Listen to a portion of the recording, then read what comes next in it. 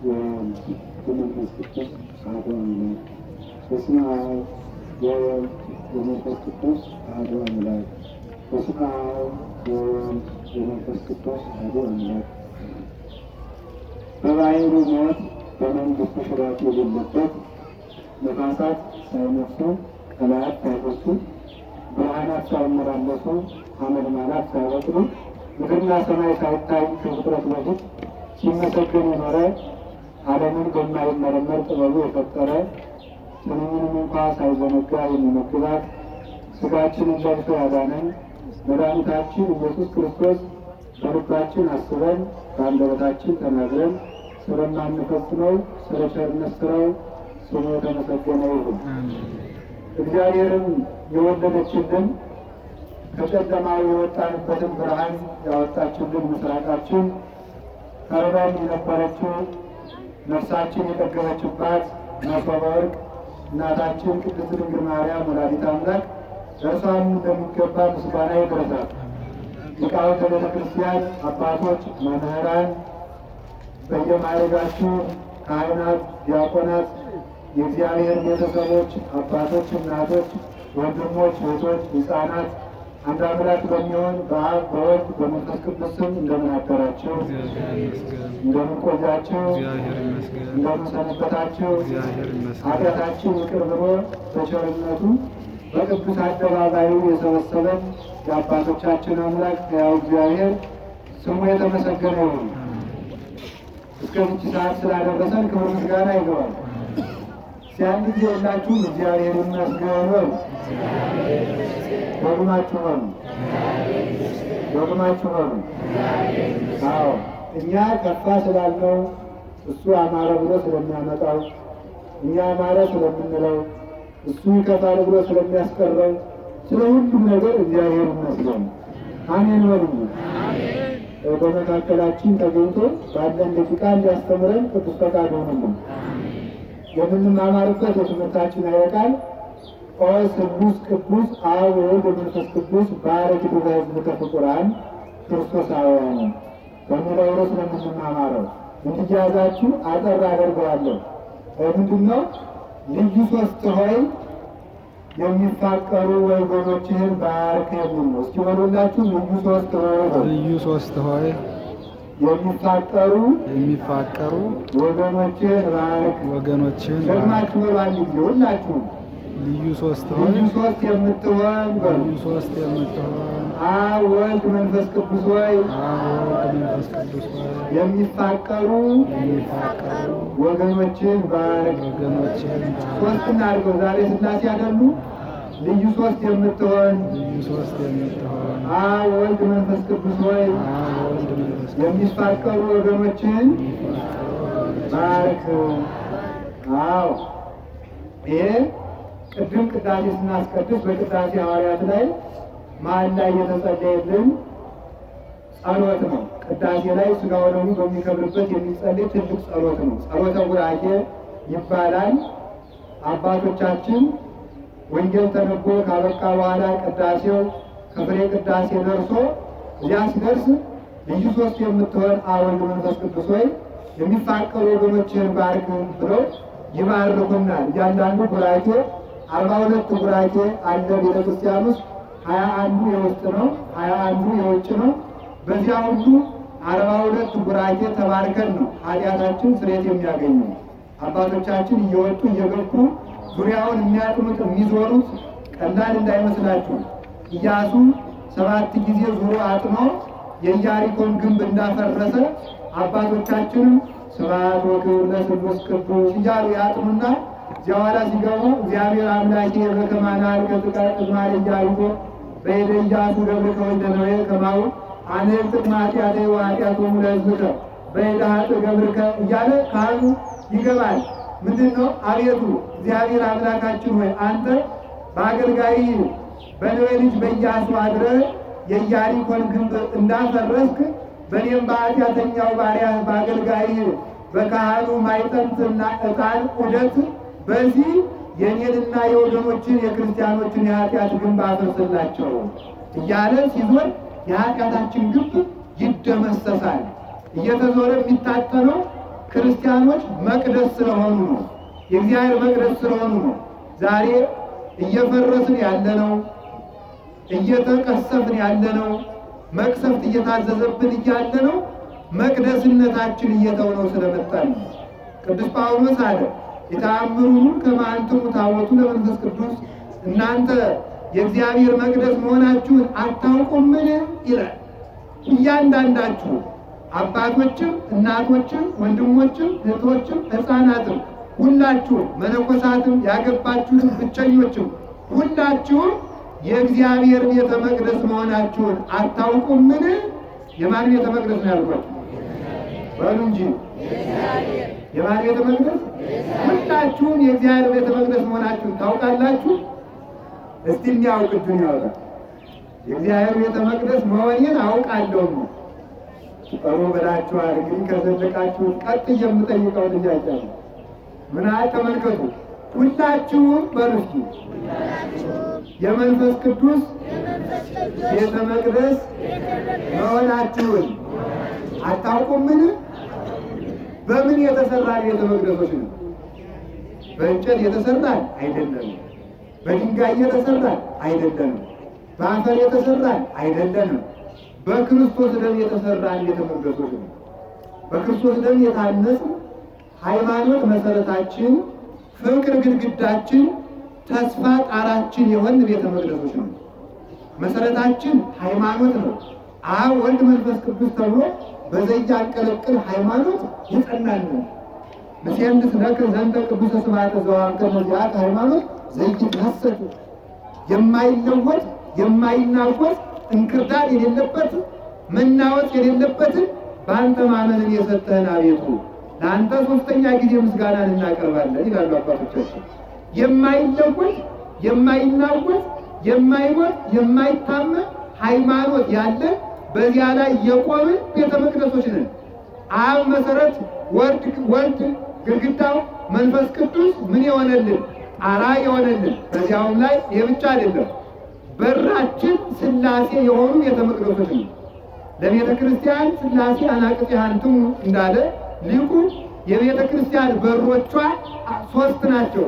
ይኸው አብ ወልድ መንፈስ ቅዱስ ናቸው። ስለዚህ መሰረታችን አብ ወልድ መንፈስ ቅዱስ በክርስቶስ ደም የነጻን በሥጋው የታነጽ በመላእክት የምንጠበቅ በእሳት የታጠርን ዕጣን የምንታጠን እግዚአብሔር አብ ወልድ መንፈስ ቅዱስ መጥቶ ከእኛ ውስጥ ለመኖር ያደረገን ለዚህ የዋጀን ያዘጋጀን ቤተ መቅደሶች ነው። ስለዚህ ምን አለ? እመቦ ዘአቀበ ቃሌ አነ ወአብ ንመጽእ ኀቤሁ ወንገብር ምዕራፈ ውስቴቱ፣ ቃሌን የሚጠብቅ ቢኖር እኔም አባቴም መንፈስ ቅዱስን መጥተን እናድርበታለን ብሎ እንደተናገረ እኛ የእግዚአብሔር ቤተ መቅደሶች ነን። ክርስትና ስንነሳ የተጠመቅንለት መጀመሪያ ካህኑ ሊጠመቅ የነበረውን ሕፃን መጀመሪያ ቅባ ቅዱስ ይቀባዋል። ከዚያ ቀጥሎ ያጠምቀዋል። ከዚያ ቀጥሎ ሜሮን ይቀባዋል። ለይታችሁ ያዙ።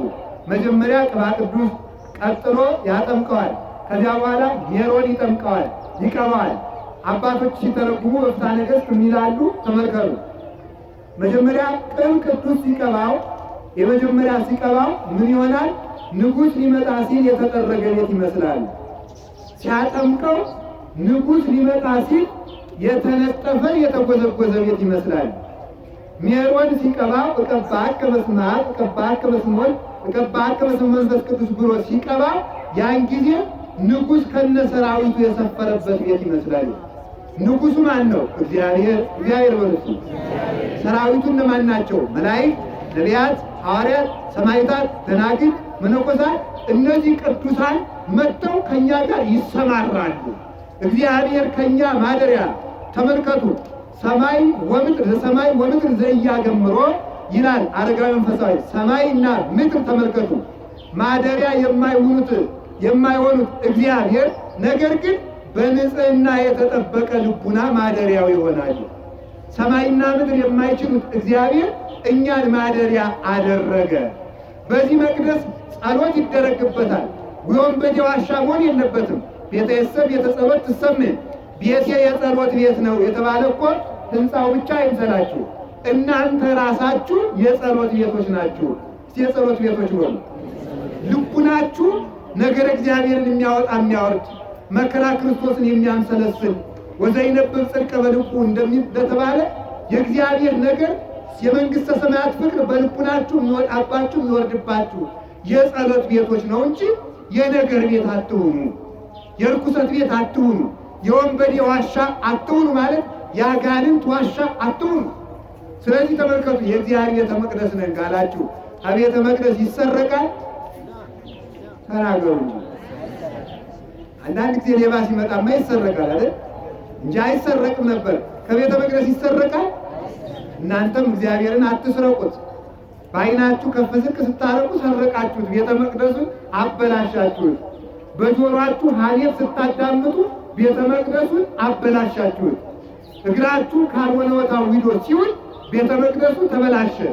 በልቡናችን ቂም ስንቋጥር ቤተ መቅደሱ አረከስ ነው፣ አበላሸ ነው። በአንደበታችን ክፉ ስንናገር አበላሸ ነው። ስለዚህ ተመልከቱ፣ ያልሆነ ነገር ውስጥ ስንገኝ ቤተ መቅደሳችን ይቀራል። ቤተ መቅደሳችን ሲቀር ነው መቅሰፍት የሚታዘዘው። አሁንም ቤተ መቅደሳችን ለመጠበቅ እግዚአብሔር ይርዳል። አሁን እንግዲህ መቅሰፍቱ እንዲርቅ ምህላውን እንዲቀበለን እግዚአብሔር ቤተ መቅደስ እንሆን። እስኪ ቤተ መቅደስ እንሆን በሉ። እንዴት ሆነን የምንሆነው? ተናዘን። እስኪ ንስሐ አባት የሌላቸው አውጡ፣ እጃችሁ አውጡ፣ እንዳትዋሹ። ደግሞ እዚህ ጊዜው ማርነቅ ሶስት ሩቆ ይታችሁ ልትዋሹ ነው። ከፍ አድርጉ፣ አውጡ፣ በደንብ አድርጋችሁ።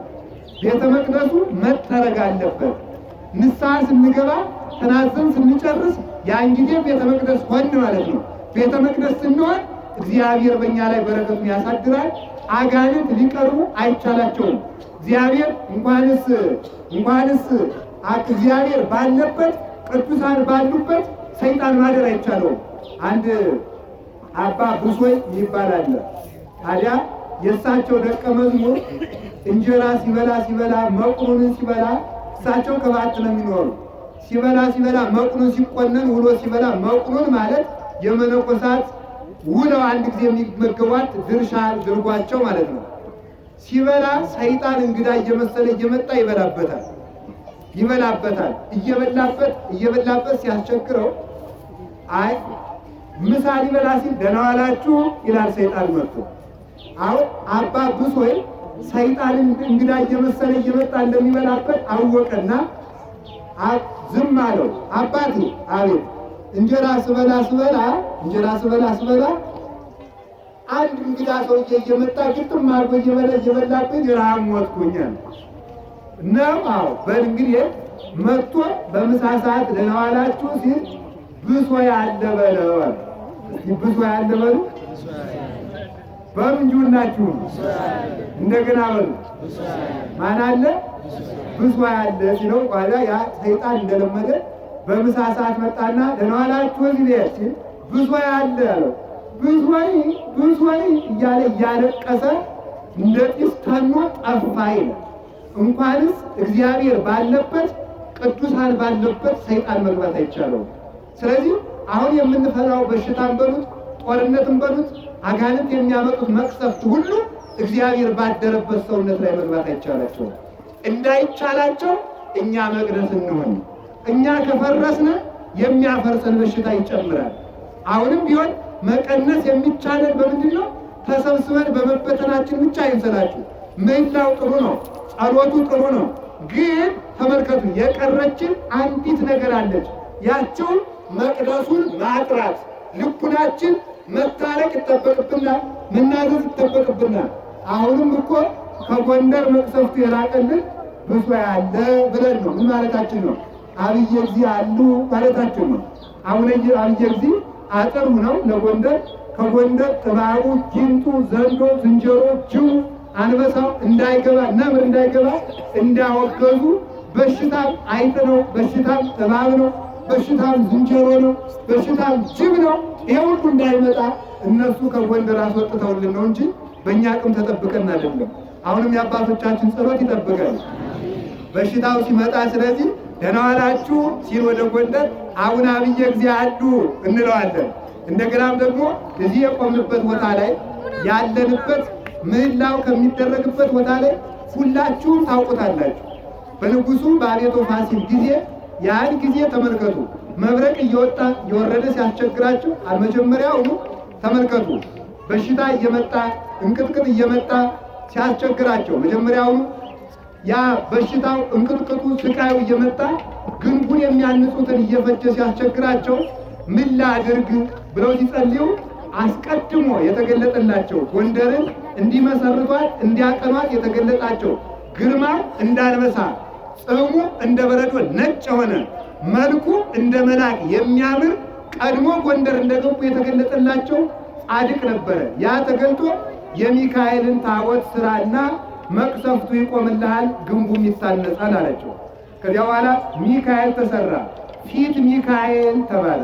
ፊት ሚካኤል የተባለው ፊት የተገለጠላቸው ጻድቅ ተገልጦ ስራ ስላላቸው ነው። ከዚያ ቀጥሎ ደግሞ ተመልከቱ፣ አንበሳ እየመጣ ነምር እየመጣ ግንቡን የሚያንጹትን ሰዎች እየነጠቀ መብላት ጀመረ። አሁንም ወደ እግዚአብሔር ሲያለቅሱ ያው ፊት የተገለጠላቸው ጻድቅ ተገለጠና የአንበሳና የነምር ጌታና ንጉሥ ሆነው የተሾሙት ገብረ መንፈስ ቅዱስ ናቸው። የገብረ መንፈስ ቅዱስን ታቦት ጥቀን አንበሳው ይርቅልሃል አላቸው። ከዚያ በኋላ ገብረ መንፈስ ቅዱስን ተከሉ፣ ፊት አቦ ተተከለ። ከዝንጅ አንበሳውን ነምሩን እሳቸው ይጠብቃሉ፣ እባቡን ጊንጡን አቡነ አብየ እግዚእ ይጠብቃሉ። ከዚያ በኋላ ተመልከቱ፣ ንዳዱን እንቅጥቅጡን በሽታውን ቅዱስ ሚካኤል ይጠብቃል። ከዚያ በኋላ መብረቅ እየወረደ የተሰራውን ግንብ እያፈረሰ ደግሞ አስቸገረው።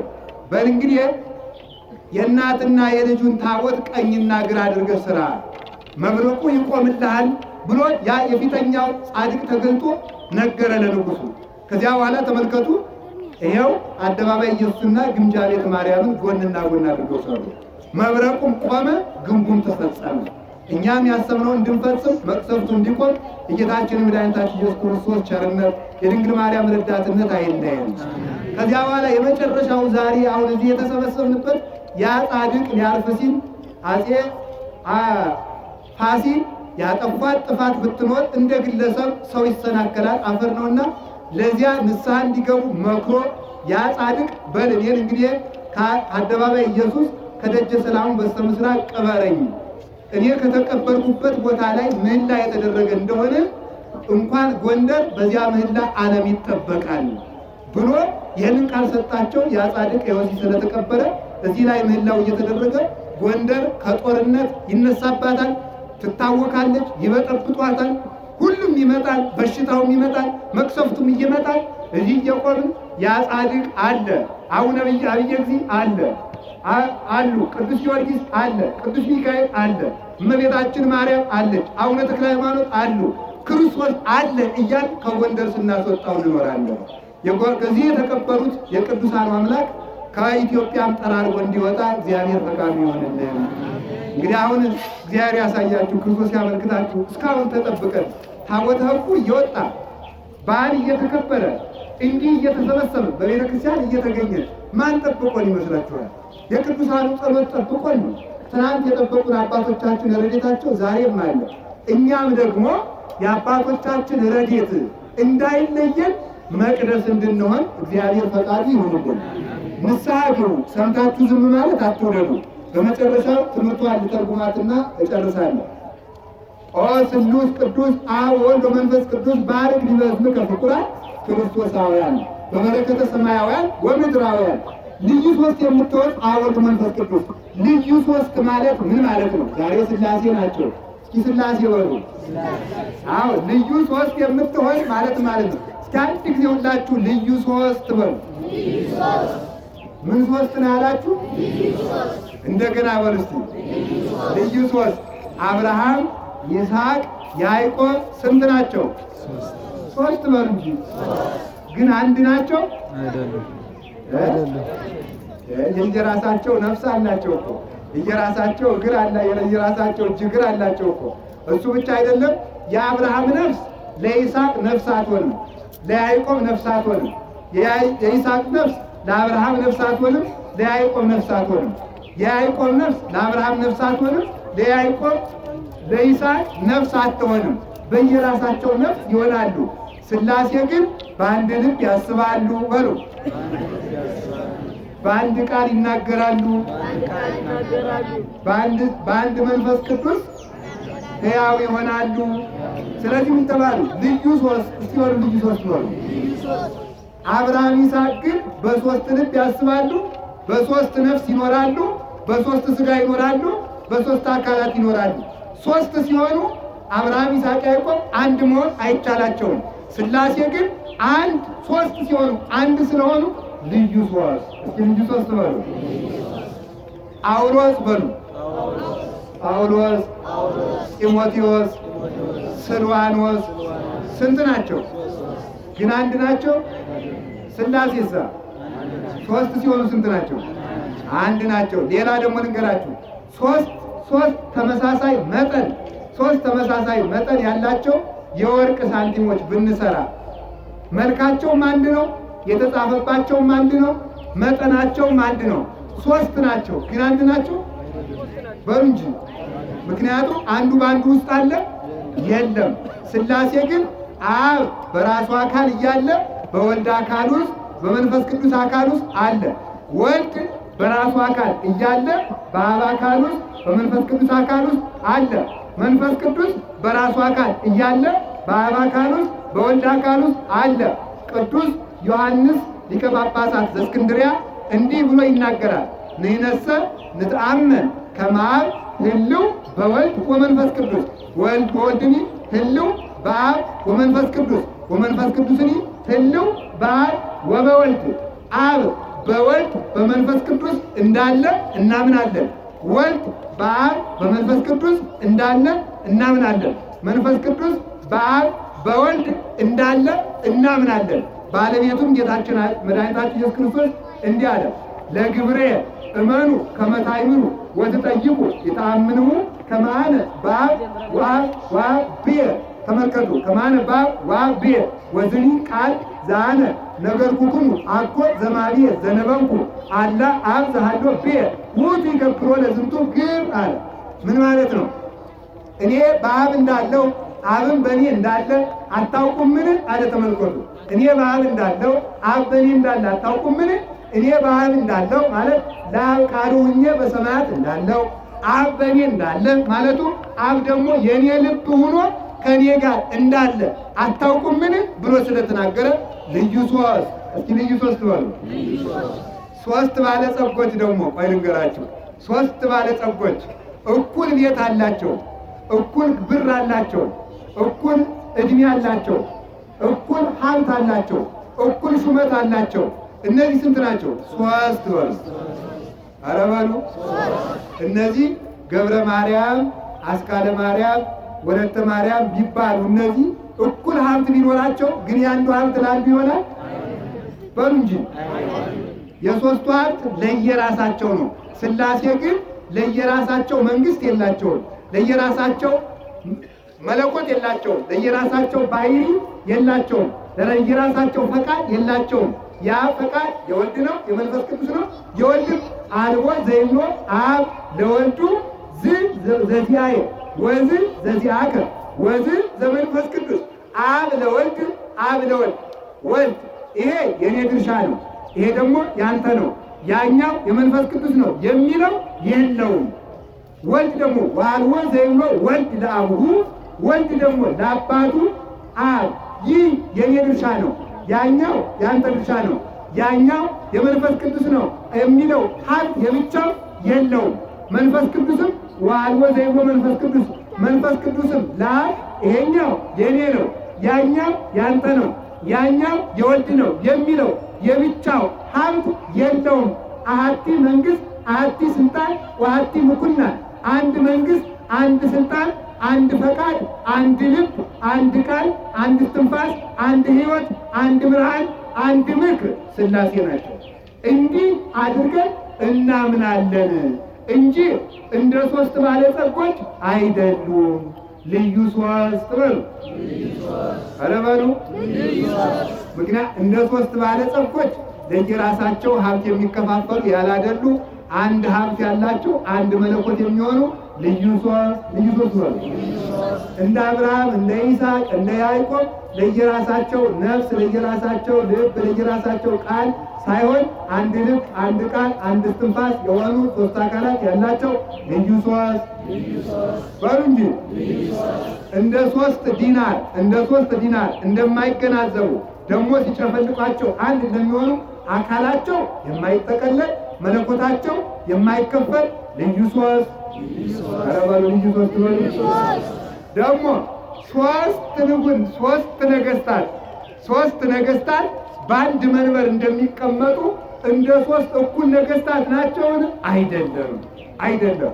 ተመልከቱ፣ 3 ነገሥታት መቱን ይቀመጣሉ፣ ግን ተካክለው ስለገዙ አንድ አይባሉ። ለየራሳቸው ፈቃድ፣ ለየራሳቸው ሐሳብ፣ ለየራሳቸው እኩል ስልጣን አላቸው። ስልጣንን ይከፋፈላሉ እንጂ በስልጣን እኩል ናቸው እንጂ አንድ ግን አይደሉም። የሥላሴን ጌትነት እንዲህ አድርጎ መረዳት ይገባል። ለይቶ አበጥሮ ሥላሴ በጌትነት አንድ ናቸው ሲባል ስትሰሙ ሌሎቹ ስለሚያደናግሯችሁ ነው። አሁን እኮ እንዲሁ ምህላውን እንደሰማችሁ አሁን እዚህ ስማ ደህና ዋሉ ብላችሁ እቤት ብትጠሩ እረፍት እኮ ነው፣ ጥሩ ነው ምሳ ብትበሉ። ግን ደግሞ ዝም ብለን ግር ብለን እየሄድን አንዱ ዝም ብሎ አይኑን አፍጥጦ እናንተ እኮ 3 አምላክ ነው የምታምኑ ሲለን በዱላ እንዳልን ተብሎ አይመለስ። የሚመለስ በቃል እግዚአብሔር ነው እና መስማት ይገባል። በጌትነት አንድ ናቸው ሲባል 3 እኩል ስልጣን ያላቸው ነገሥታት በአንድ መንበር እንደሚቀመጡ ነው አይደለም። እነዚያማ እኩል ስልጣን ነው ያላቸው እንጂ አንድ አይደሉም። ሥላሴ ግን እኩል ሳይሆኑ አብ በሚገዛው ዓለም ላይ ወልድ መልቶበት መንፈስ ቅዱስ መልቶበት፣ ወልድ በመላበት ዓለም ላይ አብ መልቶበት መንፈስ ቅዱስ መልቶበት፣ መንፈስ ቅዱስ በመላው ዓለም ላይ አብ መልቶበት ወልድ መልቶበት ይኖራሉ። ውስተ ኩሉ በሐውርት መለኮቱ ግዛቱ ጌትነቱ በሁሉ የመላ ነው አብ በመላበት።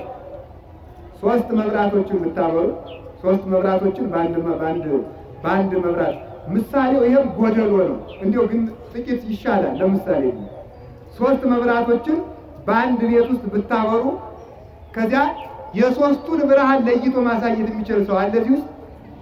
ተናገሩ እንጂ። 3 እኩል አምፖሎችን አበራችሁ። ይሄኛው ከቤቱ በግራ በኩል ያለው የዚህኛይቱ አምፖል ነው፣ በቀኝ በኩል ያለው የዚህኛይቱ ማለት ይቻላል? አይቻልም። ይሄንን ማለት ካልቻልክ የሥላሴን መንግሥትን አትክፈል። ሥላሴ በመንግሥት አይከፈሉም። አንድ ስንል ስትሰማን ሦስትነታችን የምንጠቀልለው የምንጨፈልቀው አይምሰልም። 3 ስንል ስትሰማን አንድነታቸውን የምንከፍለው አይምሰልም። ስለዚህ ምንድን ነው ልዩ 3 በሉ፣ ልዩ 3 በሉ። እኛ የምናውቀው 1 3 መሆን አይችልም።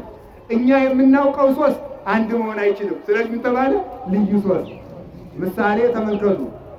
ገብረ ሥላሴ፣ ወለተ ኪሮስ፣ ኃይለ ማርያም ስንት ሆኑ? በሉ እንጂ 3 ነው። 1 መሆን ይችላሉ? ስለዚህ እኛ የምናውቀው 3 1 መሆን አይችልም። እስኪ በሉ እኛ የምናውቀው 3 ምን መሆን አይችልም? 1 መሆን አይችልም። አንድ ሰው ደግሞ ስጠራ ብቻው 3 መሆን ይችላል? እኛ የምናውቀው 1 በሉ ምን መሆን አይችልም? 3። ስለዚህ ብዙዎች ከሃይማኖት ተሳስተው የሚወጡት ከኦርቶዶክስ ተዋሕዶ ሃይማኖት ኮብልለው የሄዱበት ምክንያት የሥላሴን 3ነት በሚያውቁት 3ነት መረዳት ስለሚፈልጉ ነው።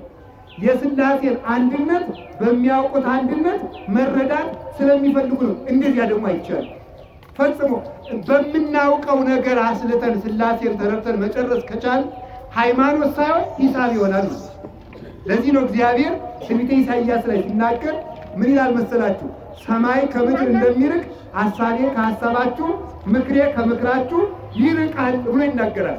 በምናውቃቸው ነገሮች ሥላሴን መስርተን ማወቅ አይቻለንምና ልዩ 3 አንዱ በአንዱ ህሉ ነው። አብ ወልድን ወለደው፣ ወልዶትሳ አይቀድመውም። እንዴት አይቀድመውም? አናውቅም። ይሄን አናውቅም። አወቅነው ማድሮስ ምን ሃይማኖት ይሆናል? ግን አውቄ ከጨረስኩ ነው ማምላክን ከልቤ ነው። ሃይማኖትን አውቄ ጨርሳለሁ ብሎ የሚያስብ ሰው ካለ ሞኝ ነው ማለት ነው። ሃይማኖትን የምንጨርሰው አምነን ነው። እስኪ አምነን ነው በሉ። እንደዚያ ስላችሁ ግን አትማሩ አላልኳችሁም። ተቀምጦ ዝም ብሎ ማመን ብቻ ነው አይባልም። የተማርነውን ተምረን በግብፅ እስራኤላውያን በግ ሰውተው ሲበሉ እግዚአብሔር ምን ብሏቸዋል? የበላችሁትን በልታችሁ የተረፈውን በእሳት አቃጥሉት ብሏቸዋል። ይሄን ሊቃውንት ሲተረጉሙ ምን ብለው ይተረጉሙታል? የተማራችሁትን ተምራችሁ ቀሪውን እግዚአብሔር ያውቃል በሉ። ማን ያውቃል ብሎ አለ? እግዚአብሔር ያውቃል። ለሊቀ ትጠይቅ ርእሰከ፣ የእውቀት መጨረሻው አንተ ራስህን ታውቃለህ ማለት ነው። እስቲ አንተ ራስህን ታውቃለህ በሉ። ለሊቀ ኪያከ አንጦላዕከ ወለሊቀ ብከ ተገደምከ ስውር ብከ እበይከ። ተመልከቱ። ወአልቦ ዘያእምረከ ለሊቀ ትጠይቅ ርእሰከ ይላል ቅዱስ ዮሐንስ ወንጌላዊ በቅዳሴው። አንተ ራስህን ለራስህ መጋረጃ ታደርጋለህ፣ ራስህን በራስህ ትሰውራለህ። አንተን የሚያውቅህ የለም፣ አንተ ራስህን ታውቃለህ እንጂ ይላል ቅዱስ እንጦንስ። አንድ ጊዜ ጌታ ሆይ ኃጢአተኛውን ያለ ጊዜው ትገድለዋለህ፣ ጻድቁን ያለ ጊዜው ትገድለዋለህ፣ ኃጢአተኛውን ደግሞ ረጅም ዕድሜ ትሰጠዋለህ። ኃጢአተኛውን ሀብታም ታደርገዋለህ፣ ጻድቁን ደግሞ ድሃ ታደርገዋለህ። እንዲሁ ግን ነገርህ እንዴት ነው ብሎ ጠየቁ። ከዚያ ምን አለው መሰላችሁ? እንጦንስ ዝም ብለህ የራስህን ኑሮ ኑረ። ምን አለው እግዚአብሔር? ተናገሩ እንጂ ዝም ብለህ የራስህን ኑሮ ኑር። ለማን ምን እንደሚያምርበት ማውቅ እኔ ነኝ። ሊቃውንት ሲተረጉሙ የእግዚአብሔርን ይላል የእግዚአብሔርን እንኳን ባህሪውን እንኳን አንድነቱን እንኳን ሶስትነቱን ይላሉ ምስጋናውን ጨርሶ የሚያውቀው የለም። ዘይክል ልሳነ ነቢያት ወሐዋርያት ለወድሶተ መጠነ እበዩ። እንደ ጌትነቱ መጠን ልዕልናውን እንደ ልዕልናው ነቢያት የነቢያት አንደበት የሐዋርያት አንደበት የመላእክት አንደበት አመስግኖ ሰብኮ ተርጉሞ ያልጨረሰው ልዕልና አለው። ስለዚህ እግዚአብሔርን እንደ ጌትነቱ ማወቅስ ይቅርና እንደ ጌትነቱ ማመስገን አይቻልም። የሚቻለን እንደ አቅማችን ነው ማመስገን የሚቻለው። ማመስገን ብቻ አይደለም። አሁን ደግሞ ላውርዳችሁ ወደታች።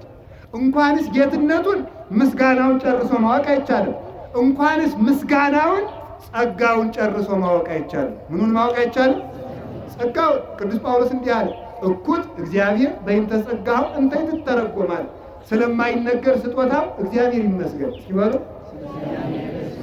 በሉ እንጂ ምን ስለማይል ስጦታ ሊቃውንት ሲተረጉሙት በዚህ ጊዜ ትመጣለች ከማይሏት ስለማይሏት ጸጋው ይላሉ። በዚህ ጊዜ ረቡዕ ትመጣለች ስንላት ማክሰኞ ቀድማ ለምትደርሰው፣ ማክሰኞ ያድነናል ስንል ሰኞ የሚያድነን፣ ሰኞ ያድነናል ስንል እሁድ የሚያድነን፣ እሁድ ያድነናል ስንል አሁን የሚያድነን። እስኪ አሁን የሚያድነን በሉ። ስለዚህ ተመልከቱ፣ ለፈጥኖ ደራሽነቱ በኃጢአተኞች ላይ ጸጋውን ላበዛ ኃጢአተኞችን የታገሰ የቸርነቱ መጠን ማወቅ የሚቻለው የለም። ሰውን አምላክ ያደረገበት ግብር፣ ባሪያው በአምሳሉ የፈጠረበት ግብር፣ እኛ መልካችን ብንተው የእኛን መልክ መጥቶ የለበሰበት ግብር፣ ስጋውን ቆርሶ ብሉ ያለበት ግብር፣ ደሙን ቀልቶ ጠጡ ያለበት ግብር፣ እኔን ልበሱ ያለበት ግብር፣ በውሃ ተጠምቀን ከሱ የምንድንወለድ ያደረገበት ግብር፣ ትንሣኤ ሙታንን የሰጠበት ግብር፣ ሰውን ኃይል ያደረገበት ግብር፣ ከእናቱ የተጸነሰበት ግብር። ተመልከቱ፣ ሰማይና ምድርን በመዳፉ እንደ እንቁላል ይዞ በማኅፀነ ማርያም የተወሰነበትን ግብር የሚያውቅ የለምና ተመልከቱ። እኩት እግዚአብሔር በእንተ ጸጋው እንተ ይትተረጎም። ስለማይነገር ስጦታው እግዚአብሔር ይመስገን። ዮሐንስ አፈወርቅ ደግሞ ተመልከቱ፣ ናይኩቶ ለእግዚአብሔር በእንተ ጸጋው እንተ ይትቤለው ይላል። ስለማትቆጠር ጸጋው እግዚአብሔር ይመስገን። እስኪ ስለማትቆጠር ነው ባልንጁ ላላችሁ። ስለዚህ እግዚአብሔር እንኳን ጌትነቱ ይህ አይታወቅም። አንድ ስለ ሥላሴ ጥቂት ነገር ልንገራችሁ። እንደ ሶስት ሰዎች አይደለም፣ ደግሞ ሌላ አልጨብጣችሁ። ሶስት ቤቶችን አያይዘን እንደምንሰራቸው ደግሞ እንዳይመስላችሁ። ሶስት ቤቶችን እኩል ክፍል ከፍለን እንደዚያ ተያይዘው ሶስት ቤቶች በአንድ ላይ እንደሚሰሩ ሶስት ክፍሎች አይደለም። በየራሳቸው የተለየ አካል የቆመ አካል አላቸው። በቆመ አካላቸው ለላሃዱ አሃዱ እምኔሆሙ ለላሃዱ አሃዱ እምሰለስቱ አካላት ሀላውያን በበአካላት ይሆኑ። ከሥላሴ አካላት አንዱ በየአካላቸው እያሉ አንዱ አካል በሌላው አካል ህልው ሆኖ ይገኛል። እንደነዚህ አይደለም። ምክንያቱም ሶስቱ ቤቶች በዚህኛው በመጀመሪያው ክፍል ያለው በሁለተኛው ክፍልና በሶስተኛው ክፍል አይገኝም። በሁለተኛው ክፍል ያለው በመጀመሪያውና በመጨረሻው አይገኝም። በመጨረሻው ክፍል ውስጥ ያለው ዕቃ በዚያኛው አይገኝም። እኩል ዕቃ ደግሞ ብናስቀምጥባቸው በአንዱ ቤት ያለው ዕቃ ተመልሶ በዚያኛው አይኖርም። ለዚያኛው የተመደበለት ብቻ ይገኛል እንጂ። ግን ተመልከቱ፣ በአብ ያለው ጌትነት በወልድ አለ፣ በመንፈስ ቅዱስ አለ። የአብ ልብነት በወልድ አካል ውስጥ ይገኛል። የወልድ ቃልነት በአብ አካል ውስጥ ይገኛል። የመንፈስ ቅዱስ እስትንፋስነት በወልድ አካልነት ይገኛል። ልዩ ሶስት። እስኪ ልዩ ሶስት በሉ። ልዩ ሶስት። ምን አላችሁ? ልዩ ሶስት። ሶስት እንጨቶችን በምስማር መተን እንደምናያይዛቸውም አይደለም። ሰምታችሁኛል? ሶስት እንጨቶችን በምስማር መተን እንደምናያይዛቸው የሥላሴ እንደ ሶስት እንጨት ሶስት አካል ኑሯቸው በምስማር እንደመመታት መለኮት የሚባል ደግሞ አንድ ላይ ስር ያደረጋቸውም እንዳይመስላችሁ። እንደዚያም አይደለም። እንግዲህ እንዴት ነው ደግሞ ሲባል አሁንም መልሼ ልንገራችሁ። በአንድ ልብ ማሰብ፣ በአንድ ቃል መናገር፣ በአንድ እስትንፋስ መኖር። እንደዚያ ስንል ደግሞ አብ በወልድ ውስጥ አለ፣ በመንፈስ ቅዱስ አለ። ወልድ በአብ አለ፣ በመንፈስ ቅዱስ አለ። መንፈስ ቅዱስ በአብ አለ፣ በወልድ አለ ስንል ደግሞ እንደኛ ማደርም አይደለም። ሰው ከቤት ውስጥ ተከቶ እንደሚያድር ደግሞ አይደለም። እናንተ ከቤታችሁ እንደምትገቡት አብ በወልድ አካል አለ ስንል እኛ በቤታችን ውስጥ እንደምንገባው ደግሞ አይደለም።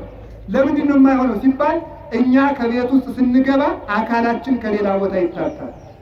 ወልድ ግን በአብ ሕልው በመንፈስ ቅዱስ ሕልው ሲሆን በወልድ በመንፈስ ቅዱስ ሲኖር፣ መንፈስ ቅዱስ በአብ በወልድ ሲኖር አካሉ ከአካላዊነት ሳይታጣ ተጠቅሎ በሌላኛው አካል ውስጥ ሳይከተል ሳያድር ነው ማለት ነው። እስቲ ልዩ ሶስት በሉ። ልዩ ሶስት። አሁን ገብቷችኋል? እኔ እንዳይገባችሁ ነው የማስተምራችሁ። ይገባችሁ? እኔም አልገባኝም። ምን ማለት ይመስላችሁ? እኔም ጨርሻ አላውቀውም። የተማርኳትን ልተንፍስላችሁና በቃ እዚያ በኋላ ቢያንስ እጹብ ማለት እንችላለን። ሌላ እስቲ እጹብ በሉ።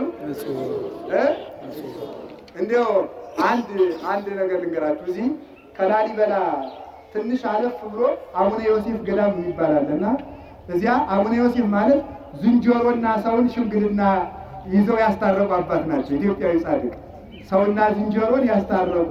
ሰውና ዝንጀሮን ባስታረቁባት ሀገር ተቀምጠን ሰው ከዝንጀሮ ብሶ እርስ በርሱ ተራርዶ እየተላለቀ ነው፣ ዘር እየተቋጠረ።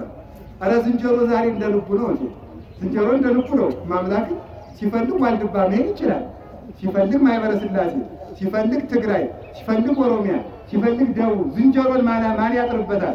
ዝንጀሮን ማን ዘር ይቆጥርበታል? ከፈለገው ቦታ እንደፈለገው ይኖራል። እኛ ግን ተበላልተን ልናልቅ ነው።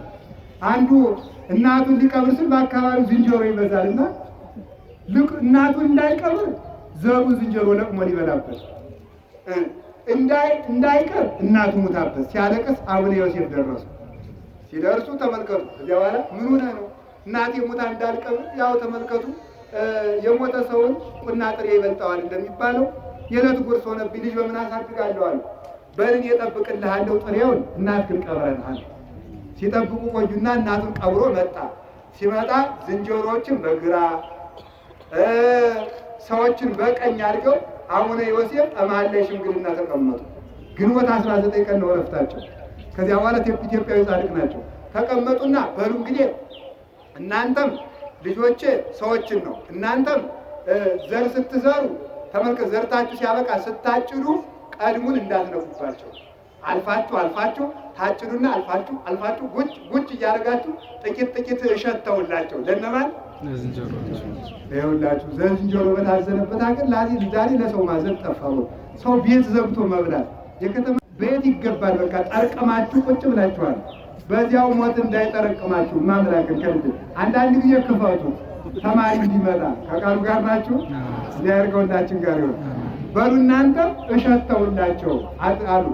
እነዚያን ደግሞ ምን አሏቸው? እሸት ሲደርስ ከተውላችሁ ከቀድሙ በስተቀር ክምር እንዳትበሉ፣ የቆመውን እንዳትበሉ። ያ ክምሩ ተወቅቶ ሲያበቃ ደግሞ ሳር ብሉ አሏቸው። እኔ አይቼዋለሁ ቦታውን። እስከ ዛሬ ድረስ ዝንጀሮዎቹ በጣም የማይቆጠሩ ብዙዎች ናቸው። አይቼዋለሁ። እኔ አምናም አይቼዋለሁ። የማይቆጠሩ ናቸው። አቡነ ዮሴፍ ባወገዟቸው ቦታ ላይ በእሸቱ ጊዜ የተተወላቸውን ቀን በሚያዝያ በግንቦት ደግሞ ከሳር በቀር ሌላ አይደለም። ይህንን ዛሬ ይታያል። ሄዶ ማየት ይቻላል። አስታርቀዋቸው እሳቸው ማለት ነው። እና እዚያ አንዲት እናት አሉ። አምስቱን አዕማደ ምስጢር የሚጸልዩ አሁንም በሕይወት አሉ። አምስቱን አዕማደ ምስጢር ይጸልያሉ በቃላቸው። ከዚያ በኋላ ሲጸልዩ እንግዳ ሲሄዱባቸው በሉ እንግዲህ የሥላሴ እንግዳ ናችሁ፣ በሉ እንግዲህ የሥላሴን ምስጢር እንተርጉም ብለው ቆሞ አምስቱ አዕማደ ምስጢር ይተረጉማሉ። ይተረጉምና እንዴት ነው ወልድ ከአብ ተወለደ፣ መንፈስ ቅዱስ ከአብ ሰረጸ፣ እንደምን ነው አይቀድመውም ቢሉ እንዲያው የሥላሴ ሥራ እጹብ ድንቅ ነው፣ እንዲያው የሥላሴ ሥራ እጹብ ድንቅ ነው ይላል። እስኪ በሉላችሁ እንዲያው የሥላሴ ሥራ እንደ ሥላሴ ሥራ እጹብ ድንቅ ነው በሉ። ድንቅ ነው። የሥላሴ ሥራ ምንድን ነው? እጹብ ድንቅ ነው። እጹብ ድንቅ ነው። እንኳን ሥላሴ እንኳን የእሷ አኗኗር ተግባሩ ራሱ እጹብ ነው። እስኪ ነፍስ አላችሁ የላችሁ? አንድ ጊዜ ነፍስ አለኝ የሚል አውጡ። የላችሁም? አላችሁ አይደለም? አሳዩኝ። የምን ላይ ናት? እግራችሁ ናት? በጆሮአችሁ ላይ ናት? የት ነው ያለችው? አናውቅም በሉ እንጂ። እንግዲያማ እንኳን የሥላሴ ሥላሴ የፈጠረው ሰውም እጹብ ድንቅ ነው። እስኪ እጹብ ድንቅ ነው በሉ። እጹብ ድንቅ ነው። ስለዚህ ልዩ ሶስት እንዴት ነው አኗኗራቸው ሲባል እንዲሁ በጥቂቱ ሲናገሩ ሊቃውንቱ እንደ ፀሐይ፣ እንደ ሰው ነፍስ፣ እንደ እሳት፣ እንደ ባሕሩ ነው ይኖራሉ ይላሉ። የሰው ነፍስ ልብ አላት፣ ቃል አላት፣ እስትንፋስ አላት። ልብ አለን፣ በልብን ግን አንዲት ናት። ነፍሳችን አንዲት ናት፣ ግን ለባዊት ናት፣ አዋቂ ናት ማለት ነው። ነባቢት ናት፣ ትናገራለች። እስትንፋስ አላት፣ ሕያው ሆና ትኖራለች። በልብነቷ አብ ይመሰላል፣ በቃልነቷ ወልድ ይመሰላል፣ በእስትንፋስነቷ መንፈስ ቅዱስ ይመሰላል። ተመልከቱ፣ ልብነቷ በልብነቷ እንዳለ ከቃሏ ከእስትንፋሷ ሳይለይ ከምኗ ጋር ይዋሃዳል? ከሥጋ ልብ ጋር ይዋሃዳል። ቃልነቷ ነፍስ ቃል ሲኖራል ከልብ ሳይነጠል በአንደበት ተዋህዶ ይነገራል። ምሳሌ አንድ ጥያቄ ልጠይቃችሁ። እስኪ አንድ ቃል አስቡ። አሰባችሁ? አይን ያለ ለሁላችሁም አንድ ላሳስባችሁ። ማርያም የሚል ቃል አስቡ። እስቲ ማርያም በሉ። ማርያም። ይሄን እንግዲህ በልባችሁ ያዙ። በምናችሁ ያዛችሁ? በልባችሁ። በጣም ጥሩ። አውጥታችሁ በወረቀት ብጽፉት ከልባችሁ ወልቆ ይወድቃል? ተናገሩ እንጂ በሌላ ቀን ጻፉት ብላችሁ አጽፉትም? እንጽፈዋለን። ስለዚህ ተመልከቱ፣ ቃል ከሰሌዳ ላይ ስናሳርፈው ከልብ እንዳልወጣ ወልድ በቃልነቱ ቃል ሆኖ ሲኖር ከአብ ደግሞ አይለይም። ደግሞ በቃልነቱ ለብቻ ይኖራል። ከድንግል ማርያም ሲጸነስ ተመልከቱ፣ ቃሉን በሰሌዳው በብራናው በወረቀቱ ላይ ስንጽፈው ልባችን ወጥቶ አብሮ ከሰሌዳው ላይ እንደማይዘረገፍ እንደማይወጣ ቃል በድንግል ማርያም ሲጸነስ አብ አልተጸነሰም፣ መንፈስ ቅዱስ አልተጸነሰም። እንደዚሁም ሁሉ ደግሞ ተመልከቱ፣ ቃል እዚያ ስንጽፈው ከልብ ወጥቶ እንዳልወደቀ ቃል በቃልነቱ ከዊት እንዘያ አርቅም መንበረ ስብሐቲሁ ከመንበረ መንግስቱ ከጌትነቱ ከአብ ከመንፈስ ቅዱስ ሪና ከዘባነ ኪሩብ ከየማን አብ ሳይነጠል ሰው ሆነ ይባላል። ከቃሉ ጋር ናችሁ? ከቃሉ ጋር ናችሁ? ስለዚህ ይቺ ፀሐይ ነው ይዋት አንድ አይናችሁን ተጠንቅቃችሁ። በጣም ግሩም ነው። አይናችን እቺ ፀሐይቱ ምን አላት? ክበብ አላት፣ ወል ክበብ አላት፣ ሙቀት አላት፣ ብርሃን አላት። በጣም ጥሩ። ብርሃኑ የወደኛ ላይ ያረፈው ነው። ሙቀቱ የሚሞቀን ነው። ክበቡ ደግሞ እዚህ አካሉ ያለው ነው። አሁን ጥያቄ ልጠይቃችሁ ነው። ፀሐይ ሞኩኝ ነው የምትሉት? የፀሐይን ብርሃን ሞኩኝ ነው የምትሉት? ፀሐይ ሞኩኝ። ምን አላችሁ? ፀሐይን ከሞቃችሁ ፀሐይ እዚህ መያዝ አለብና የት አለች? እዚያ ላይ ነው ያለችው። ስለዚህ አይናችን ላይ የሚያርፈው ፀሐዩ ነው፣ ሙቀቱ ነው፣ ብርሃኑ ነው፣ አካሉ ነው። ገምቱ። የጎደሉት ሊቅ እኮ ነው ሆነቱ። ምኑ ነው? ምን አላችሁ? ምክንያቱም አካሏማ ቢመጣ እንኳን አይናችን እኛን አቃጥላ መግደሏ ነው። ምኗ ነው የሚመጣው? ከአይናችን ብርሃኑ መጥቶ ይዋሃዳል። ብርሃኑ ሲዋሃድ ተመልከቱ። ይሄ ብርሃን እዚህ የወጣው ብርሃኑ ከአይናችን ላይ ሲያርፍ እዚያ ላይ ተነጥሏል? አልተነጠለም። ሲውት ከዚያ ላይ ተነጥሏል? አልተነጠለም። ብርሃን የተባለ ማለት ወልድ በሉ። ሙቀት የተባለ መንፈስ ቅዱስ መንፈስ ቅዱስ። ክበብ የተባለ ማለት ነው አብ ነው ማለት ነው። እንደዚህ ስለሆነ ግን ሶስት ፀሐይ አንልም። እስኪ ሶስት ፀሐይ አንልም በሉ። ስንት ፀሐይ እንላለን? አንድ ፀሐይ። ስለዚህ በቀሌምንጦስ ጌታችን መድኃኒታችን ኢየሱስ ክርስቶስ ቅዱስ ጴጥሮስ ሐዋርያው እንዲህ ብሎ ጠይቀው፣ ጌታ ሆይ አኗኗርህ እንዴት ነው ይለው፣ አቡየ ፀሐይ ወአነ ብርሃኑ ወመንፈስ ቅዱስ ወአዩ አለው። አባቴ ፀሐይ ነው፣ እኔም ብርሃኑ ነኝ፣ መንፈስ ቅዱስም ሙቀቱ ነው አለው። ተመልከቱ፣ ተመልከቱ። ብርሃኑ ከዓይናችን ላይ ሲያርፍ ፀሐይቱ መጣች እንደማንለው ሁሉ ፀሐይቱን ያዝናት ጨበጥናት እንደማንለው ሁሉ ወልድ ዓይናችን ከምትሆን ከድንግል ማርያም ሲጸነስ አብና መንፈስ ቅዱስ አልተጸነሱም። ብርሃኑ ከክበቡ ሳይነጠል መጥቶ ከዓይናችን ጋር እንደተዋሃደ ወልድ ከአባቱ ከመንፈስ ቅዱስ ሳይለይ መጥቶ ከድንግል ማርያም ሰው ሆነ። እሳት ተመልከቱ እስኪ። እሳት ደግሞ እንይ። አታውቁም? እሳት ታውቃላችሁ አይደለም? እሳት ስንት ክፍል አለው? ደግሞ እሳቱ አንድ ነው። ስንት ክፍል አለው? ፍም አለው አንድ በሉ፣ ወይም ነበልባል አንድ በሉ እንጂ አንድ። በጣም ጥሩ አላችሁ። እሺ ብርሃን አለው ሁለት በሉ። ሙቀት አለው። በጣም ግሩም ነው። እሳት አንድ ድልኝ አልታየኝ ብሎ ይላል ሰው በጨለመው። እሳት አንድ ድልኝ ሲል እሳት ስናነድለት ሲሄድ ዓይኑ ላይ የሚያርፈው ምኑ ነው? በእንጂ ተናገሩ። ፍሙ ቢያርፍበት ምን ይሆናል? እውነታችሁን እኮ ነው። ብርሃኑ ነው። ግን ብርሃኑ ተመልከቱ። ዙሮ ግን ማን አበራልኝ ነው የምንለው? እሳት በሉ እንጂ እሳት አበራልኝ እንላለን። ግን የተዋሃደን ማን ነው? ብርሃኑ በሉ እንጂ። ስለዚህ ተመልከቱ፣ ከሦስቱ አካላት ከመቤታችን ሰው የሆነ ማን ነው? ወልድ።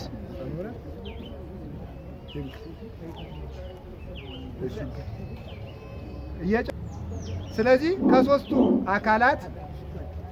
ከሦስቱ አካላት ሰው የሆነ ማን ነው? ወልድ በሉ። ወልድ ነው። ከሦስቱ አካላት ወልድ በተለየ አካሉ ሰው ሆነ።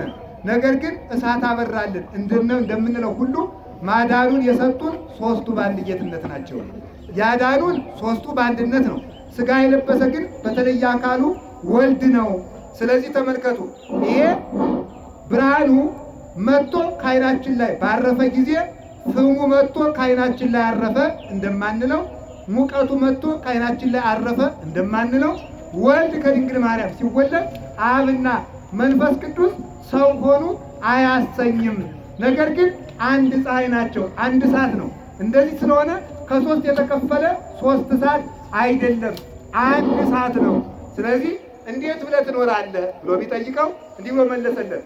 አቡየ እሳት ወአነ ብርሃኑ ወመንፈስ ቅዱስ ወአዩ። እኔ እሳት ነኝ፣ አባቴ እሳት ነው፣ እኔ ብርሃኑ ነኝ፣ መንፈስ ቅዱስ ሙቀቱ ነው። በሰለስቱ ምዕት ቅዳሴ አቡየ ወአነ ወመንፈስ ቅዱስ እሳት ወነበልባል ወፍም ብለው ተነግረዋል። እኔ አባቴ መንፈስ ቅዱስ አብ ወልድ መንፈስ ቅዱስ እሳት ነን፣ ነበልባል ነን፣ ብርሃን ነን ብለው ተናግረዋል። አባ ሕርያቆስም አብ እሳት ወልድ እሳት መንፈስ ቅዱስ እሳት አሐዱ እሳተ ሕይወት ዘማርያም። አብ እሳት ነው፣ ወልድ እሳት ነው፣ መንፈስ ቅዱስ እሳት ነው። እንዲህ ስለሆነ ግን ሦስት እሳት አይምሰልን፣ በጌትነት በልዕልና ያለ አንድ እሳት ነው እንጂ ብሎ ተናግሯል። አብ ፀሐይ ነው፣ ወልድ ፀሐይ ነው፣ መንፈስ ቅዱስ ፀሐይ ነው፣ አንድ የሕይወት ፀሐይ ነው ብሎ እንደተናገረ እስኪ ልዩ ሦስት በሉ። ልዩ ሦስት እናላችሁ። ልዩ ሦስት በሉ። ልዩ ሦስት፣ ልዩ አንድ፣ ልዩ አንድ። አንድ ሲሆን ምንድን ነው? ሦስት ሲሆን ስንት ነው? አንድ። ስለዚህ ትክክለኛው ሃይማኖት ኦርቶዶክስ ለመሆኑ ማስረጃው ምንድን ነው ሲባል ሰው ምስክር ነው። እስኪ ሰው ምስክር ነው በሉ። ነፍሱ ልብ አለው። እችም ብቻ ልንገራችሁ። ልብ በሉ። ቃል፣ እስትንፋስ። ስንት ነፍስ ነው ያለው? አንድ። ምን አላችሁ? አንድ ነፍስ። አብ ልብ፣ ወልድ ቃል፣ መንፈስ ቅዱስ እስትንፋስ። ስንት እግዚአብሔር። ስለዚህ መጻሕፍት ተቃጥለው ቢያልቁ፣ መምህራን ቢሞቱ፣ መጻሕፍትን ቢያቃጥሏቸው፣ መምህራንን ቢያርዷቸው፣ ክርስቲያኖችን ቢያርዱ ቢገሉ፣ ሰው ቆሞ መታየቱ በግድ እግዚአብሔር ፈጠረኝ ብሎ ይናገራል ማለት ነው። ለሥላሴ አርአያ ሆኖ የተፈጠረ ነው። ሰው ሥላሴ መጽሐፍ ከማጻፋቸው ሰባኪ ከመላካቸው በፊት ለአንድነታቸው ለሦስትነታቸው ማስረጃ አድርገው ያቆሙት ሰውን ነው። መጽሐፋችን ከተፈጥሯችን፣ ተፈጥሯችን ከመጽሐፋችን፣ መጽሐፋችን ከተፈጥሯችን፣ ተፈጥሯችን ከመጽሐፋችን፣ መጽሐፋችን ከሃይማኖታችን ከሥላሴ የተስማማ በመሆኑ ብቸኛው ትክክለኛው ሃይማኖት እውነት የእውነት ጽዋ ቢመርም ሊጎነጩት ግድ ነውና ኦርቶዶክስ ተዋሕዶ ብቻ ነው። ሌላው ሁሉ ራሱ ያውቃል። የተመሰረተው በዚህ ነው። ሰውን በአርአያችን በአምሳላችን እንፍጠር ተብሎ ብለው ተናግረዋል። እንፍጠር እንዳሉ የመጽሐፉን ጥቅስ አይቼ ሲያበቃ ራሴን ሳየው እውነትም የሥላሴ አርአያ ሆኜ አገኘዋለሁ ማለት ነው። ስለዚህ ራስን አይቶ ሃይማኖትን ማወቅ ይቻላል። እስኪ በሉ ራስን አይቶ ሃይማኖትን ማወቅ ይቻላል። ሰው የሃይማኖት ማስረጃ ነው። የሃይማኖት ማስረጃ አድርገው ፈጥረው የክህደት ማስረጃ ከመሆን ይሰውራል። አሜን በሉ። ልዩ ሦስት የምትሆን አብ ወልድ መንፈስ ቅዱስ ሆይ የሚፋቀሩ ምኖችን ባርክ ነው ወገኖችን ባርክ። ስለዚህ ልዩ ሦስት ሥላሴ እኛንም ይባርኩት። እንዲህም ይሆን ሥላሴ አብ ወልድ መንፈስ ቅዱስ ሲባሉ ስንት ጌታ ናቸው? አንድ ጌታ። በረበሩ እንጂ አንድ ጌታ ነው። እኛሳ ብዙ አካል ሲኖረን ብዙ ቤት ሲኖረን ብዙ ነፍስ ሲኖረን ስንት ማህበር ነን? አንድ ማህበር። አንድ በሉ እንጂ አንድ። አሁን አያችሁ ይችን ነው ለነገራችሁ የፈለኩ። ሥላሴ ይባርኩን። አሜን በሉ። ሥላሴ ይባርኩን። ሥላሴ ይባርኩን። እንድንባረክ አንዲት እዚያችሁ ላይ የተጠቀሰች አስተዋላችኋል? ባርክ ዲበ ሕዝብከ ፍቁራን፣ የሚፋቀሩ ወገኖችህን ባርክ። ምን የሚሉትን ያለ የሚፋቀሩ። ስለዚህ በረከት የሚከለክልብን ምንድን ነው? ጠብ ነው ማለት ነው። የሚፋቀሩ ወገኖችን ልዩ ሦስት የምትሆን ምክንያቱም ሥላሴ ሦስት አካል ሲኖራቸው አንድ ልብ፣ አንድ ቃል፣ አንድ እስትንፋስ እንደሆኑ ሰውም አንድነት ከሌለው ከሥላሴ ኅብረት የለውም ማለት ነው። አንድነት የሌለው መለያየት የሌለው አሁን ተመልከቱ፣ ቅድም ያደረስነው እግዚኦታ ወንዝ አይከፍልም፣ ተራራ አያፈልስም፣ ሙት አያስነሳም፣ ጎባጣ አያቀናም። ችግሪቱ አንድ ናት። ምንድን ናት? ቂም ስለምንይዝ ፍቅር ስለሌለን ከቤትም ሰላም የለም። ባለትዳሩም ዝም ብሎ ፍርድ ቤቱን የሞላው ባለትዳር ዛሬ የሌላው ሃይማኖት ነው የኛ ነው። እስኪዳችሁ በባልና ሚስት ክስ የሚካሰሰው ክርስቲያኑ ነው ሌላው ክርስቲያኑ ነው። የቄስ ባልና ሚስት ሁሉ እየተካሰሱ ይገኛል። አልፎ አልፎ ነው ወይ አይገኝም ወይ? መነኩሴም ሰርቆ ታስሮ ይገኛል። እሱማ ማለት መቼስ የሰው በልቶ እኔንም ልስደብላችሁ ይሆኑ። ስለዚህ ተመልከቱ፣ መነኩሴም ሲሰርቅ ይገኛል፣ እየተገኘ ነው። ስለዚህ ነገራችን እንተው። በሞት ከሁሉም ነገር ልንገራችሁ፣ 50 ሺህ ብር ከምትሰጡ 50 ሚሊዮን ከምትሰጡ ቢሊዮን ትሪሊዮን ኳትሪሊዮን ከምትሰጡ ሰው ብትወዱ ይሻላችኋል። አንድ ብር ለእግዚአብሔር ሳታመጡ ሰው ብትወዱ ይሻላችኋል። እግዚአብሔር ከሰው በላይ የሚወደው ነገር የለም። እግዚአብሔር የመጨረሻ አሁን ስለ እስልምናው ብንሰብክ፣ ስለ ካቶሊኩ ብንሰብክ፣ ስለ ምንፍቅናው ብንሰብክ፣ ስለ ማምነው ፓጋን ኤቲስት ስለምትሉ ስለ እነዚህ ሁሉ ብንሰብክ ሰውነታቸውን መውደድ አለብን። ግን ምንድን ነው ተንኮላቸውን፣ ክፋታቸውን፣ ክደታቸውን ግን እንዳያጠፉን ማወቅ አለብን። የለብንም አለ ጅል መሆን አይገባንም። ጅል መሆን አይገባንም። ብልህ መሆን አለብን። ግን መውደድ አለብን። ለሰው ክፋትን አትጸልይ። የፈለገ ቢሆን በጠላት ግፍ ደስ አይበልህ ይላል። ለአንተም ተራለህና ይላል መጽሐፍ ሆኖ። ስለዚህ በሞት ያፈርሰውን ሰው ውደዱ። ሰውን ማየት እኮ እግዚአብሔርን ማየት ነው። ሰው በማን አምሳል የተፈጠረ ነው? በእግዚአብሔር አምሳል። አረ ንገሩኝ። በእግዚአብሔር እንደው 1000 ሊቅነት ከሚኖር 1000 ቅዳሴ ከመቀደስ 1000 ማህሌት ከመቆም 1000 ጊዜ ከመመነን 1000 ጊዜ መከራ ከመቀበል ሰው መውደድ ይሻላል። ሰው መውደድ ትልቅ የሃይማኖት መጨረሻ ነው። ቅዱስ ጳውሎስ እንደተናገረ ፍቅር ቢኖረን ኑሮ እውነቴን ነው የምነግራችሁ። አሁን ምህላው ስራ እየሰራ አይደለም እያልኳችሁ እንዳይመስላችሁ። ባለፈው በጥቅምት በተደረገው የ40 ቀኑ ምህላ የቀረለንን መከራ እኛ እናውቀው፣ እግዚአብሔር ግን ያውቀው። ብዙ መከራ አስቀርቶልናል። ብዙ የሚታረዱ ወገኖቻችን አልፈዋል። ስለዚህ እግዚአብሔር ጸሎትን እንደሚሰማንም እናውቃለን። ግን ደግሞ እርቅ ብንጨምርባት፣ ፍቅር ብንጨምርባት፣ ንስሐ ብንጨምርባት ግን ሌላም ታምር እንሰራ ነበር በእውነቱ ማለት ነው። በእያንዳንዳችን እና ይህ እንዲደረግልን ፍቅር ይኖራል። ስለ ፍቅር አንዲት ነገር ተናግሬ ትምህርት የሚጠቅል ነው። ቃሉ ጋር ናችሁ። እግዚአብሔር ከሁላችን ጋር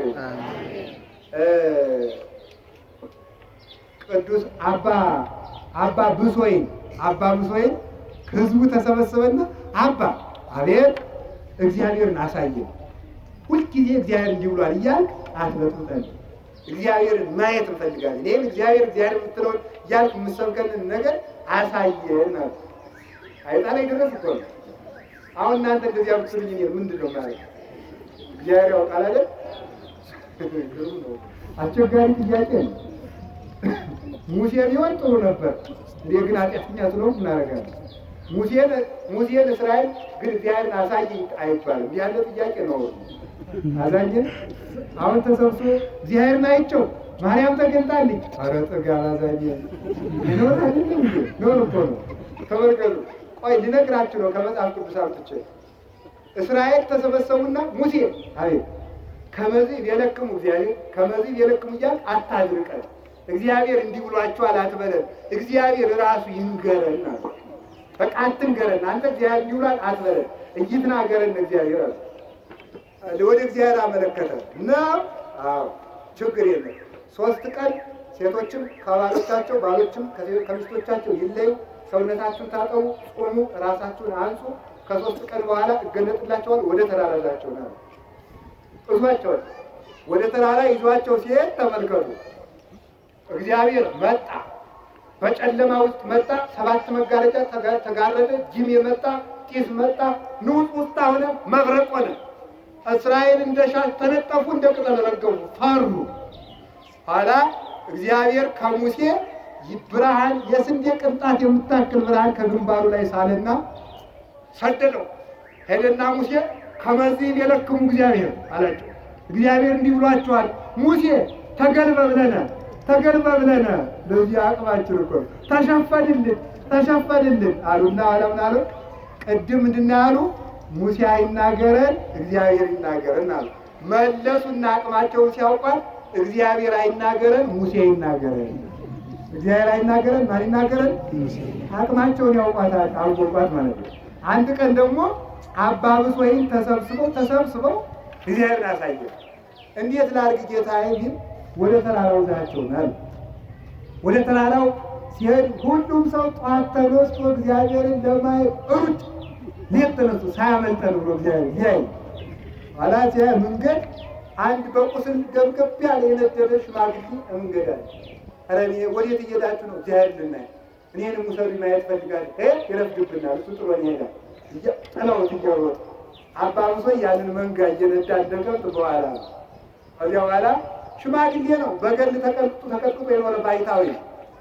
አዚያ በኋላ ሽማግሌ ሲያገኘው እኔንም እባክህ እግዚአብሔርን ማየት ፈልጋለሁ ውሰደኝ አለው። አዝሎ ሲሄድ ተመልከቱ። አዝሎ በሚሄድበት ጊዜ ይሄ ነገር ከበድ ይላል። ይሄ ነገር እንዴት ነው ሲል ለካ ያዘለው እግዚአብሔር ነው። በቁስለኛ አምሳል የተገለጠው ማን ነው? ፍቅር በማጣታቸው እግዚአብሔርን አልፈው ይሄዱ ማለት።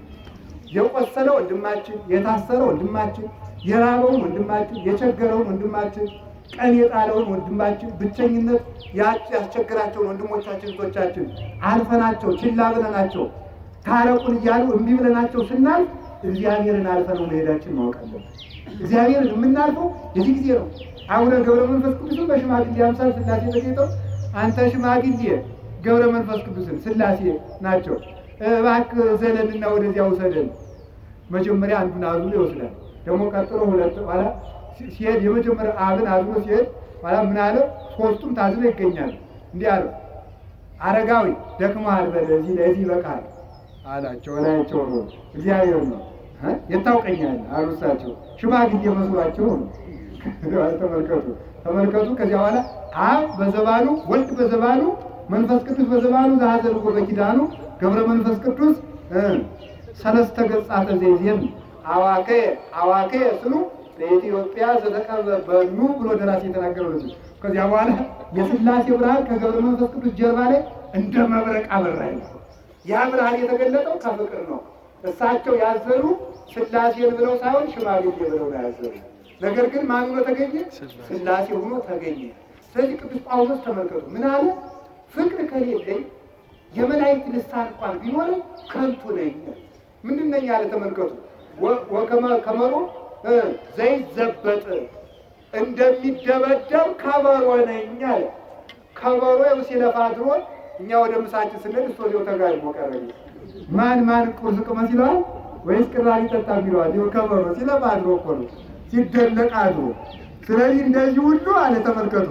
ወከመ ከበሮ ዘይዘበጥ ወከመ ብርት ዘይነቁ እንደሚሿሿ ጸናጽልም ስትጋጭ አድራ ሿሿ ስትል አድራ።